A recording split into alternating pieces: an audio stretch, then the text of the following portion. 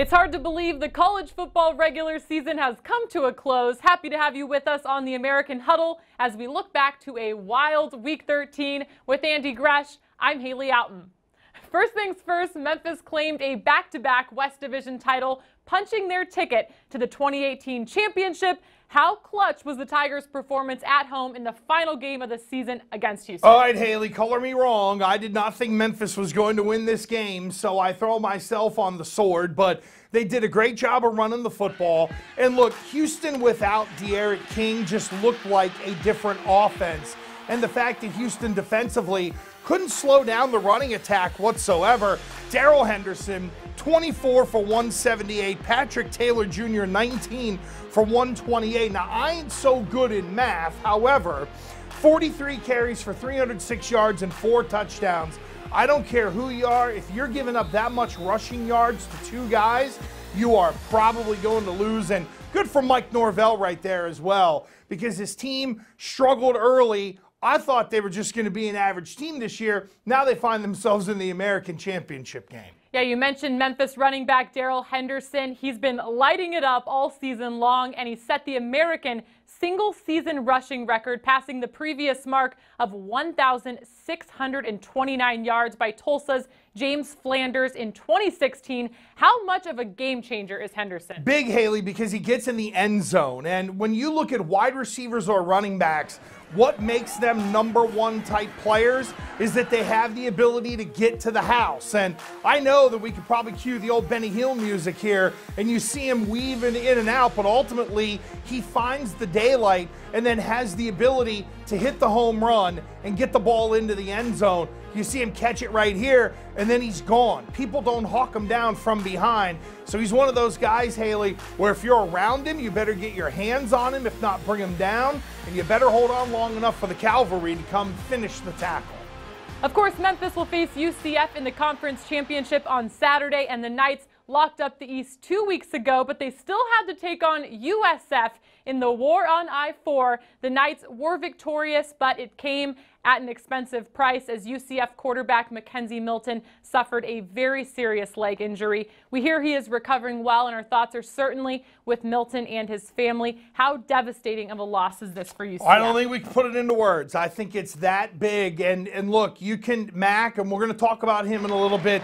He came in and did yeoman's work. Because remember, this happened early in the second quarter. So I think in terms of evaluating UCF as a team, there's a little something there once Milton went down. But you could see the look on the players' faces. You could see the look on the coaching staff when this injury happened. Not only were they thinking and worried about Mackenzie Milton, in the back of their mind, they got to be thinking, boy, this just changes everything for us. And for a kid who's given it all for the Knights, to go down like this and maybe this be his last play in a college football uniform, that's pretty tough. Yeah, heartbreaking moment for UCF, and the ball will now be in the hands of the freshman, Darryl Mack Jr. However, against USF, it was really running back Greg McCray who put the offense on his back, scoring 3 touchdowns. What does that say about this offense that even when the face of your program leaves the game, they're still able to walk away with a 38-10 win over their in-state rival? Yeah, Haley, I think it shows, and something that we've been talking about here on the American Huddle for weeks now. They're a complete football team. They can win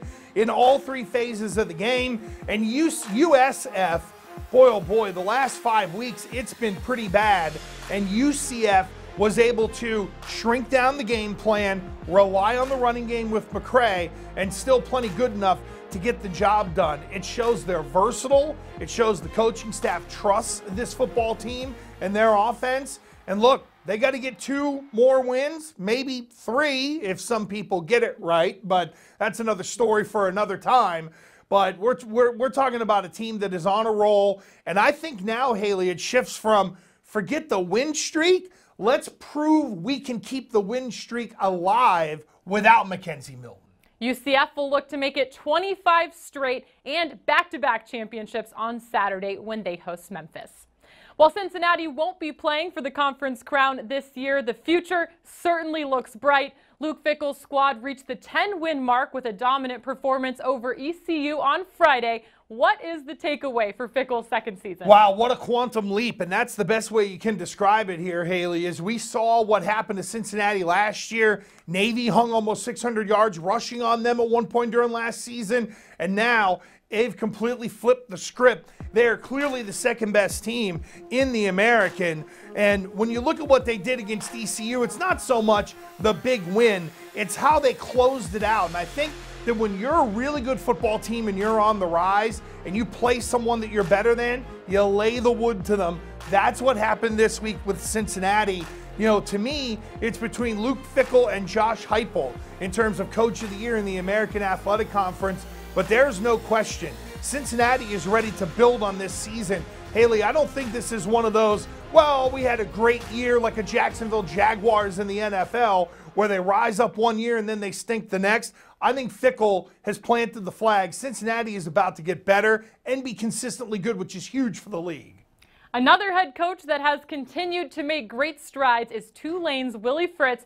Bowl wave. That's what they're saying in New Orleans. Tulane captured their 6th win of the season on Saturday against Navy. How big of an accomplishment is this for the Green Wave? Huge, because we know what happened to them last year. They were this close last year, and now they were able to get the job done. And Willie Fritz's crew, I've been screaming for at least a year and a half now. Throw the football. They got to get more out of their passing game.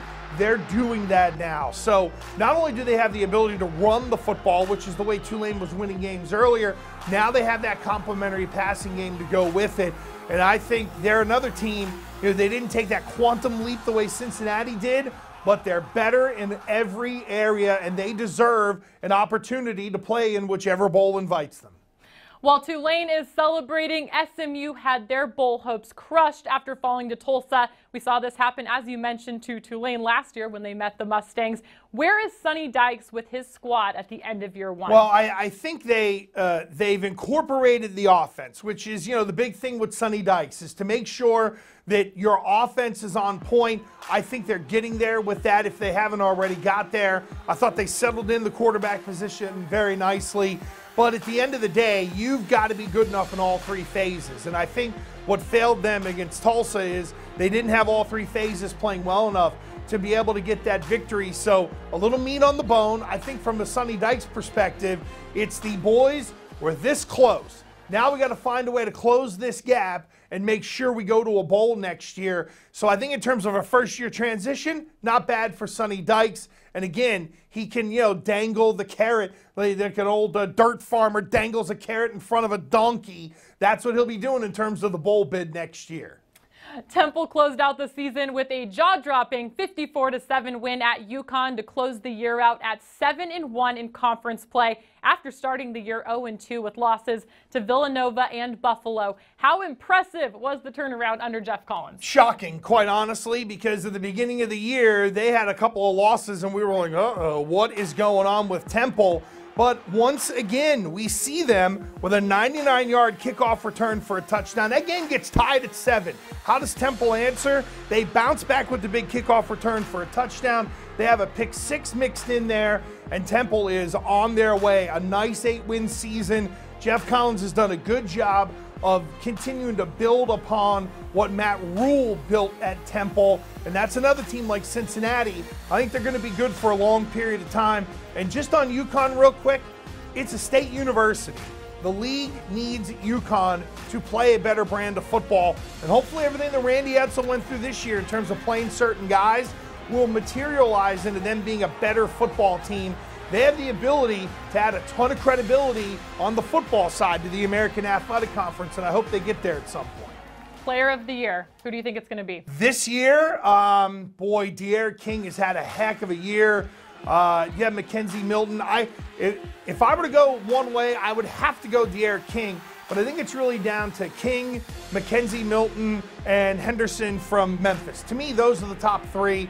I would lean Darryl King because boy, he just had some monster games for the Cougs along the way. 50 touchdowns this year. It's just right, responsible for it. It's ridiculous. Well, we're going to find out who wins these major awards on Wednesday, so we hope you'll join us then as well as throughout the week as we continue championship coverage as we gear up for UCF and Memphis.